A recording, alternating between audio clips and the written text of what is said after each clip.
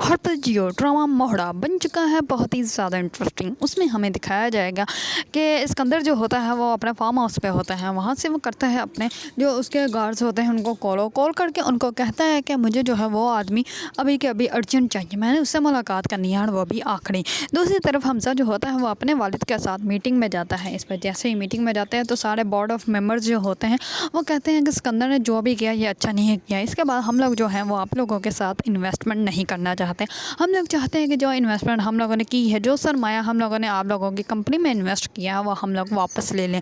اس پر جو ہوتا ہے حمزہ وہ کہتا ہے کہ ٹھیک ہے آپ لوگوں کی مرضی، اگر آپ لوگ یہ سب کچھ واپس لینا چاہتے ہیں تو آپ لوگ لے سکتے ہیں، لیکن میں آپ لوگوں کو بتا دوں کہ چودھری صاحب جو ہیں وہ اب ہماری کمپنی میں جو ہے انویسٹ کرنا چاہتے ہیں۔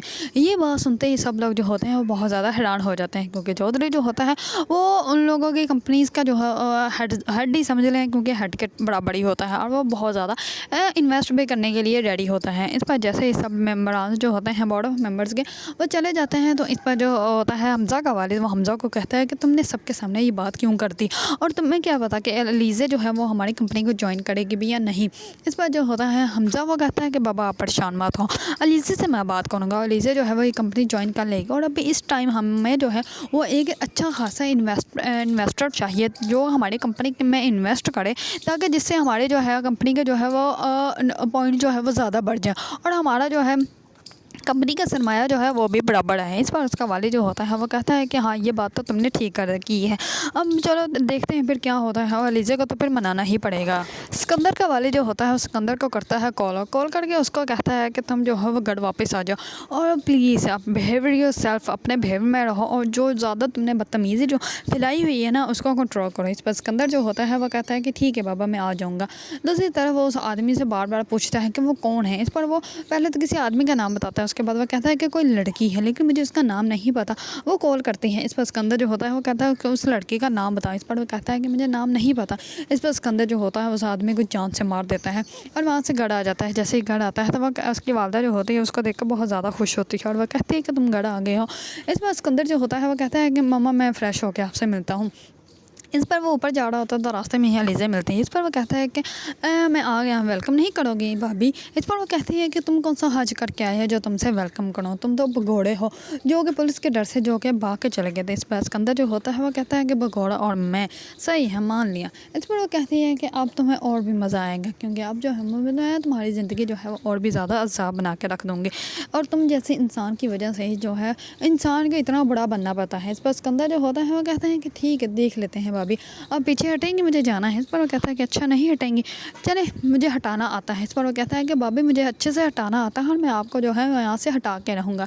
اس پر علیزہ جو ہوتی ہیں وہ وہاں سے چلی جاتی ہیں۔ جیسے ہی ڈنر کے ٹیبل پر پہنچتے ہیں سب لوگ تو اسکندر کا والد جو ہوتا ہے وہ کہتا ہے کہ اب علیزہ جو ہے ہمارے ساتھ جو ہے کمپنی جوائن کرے گی، کیونکہ اس کی بیوی جو ہوتی ہے وہ کہتی ہے کہ ہم لوگ سوچ رہے تھے کہ پارٹی جو ہے وہ کرتے ہیں، کیونکہ اب تو اتنی مشکل سے ہم لوگ باہر نکلے۔ اس پر حمزہ جو ہوتا ہے وہ کہتا ہے کہ کوئی پارٹی وارٹی نہیں ہو رہی۔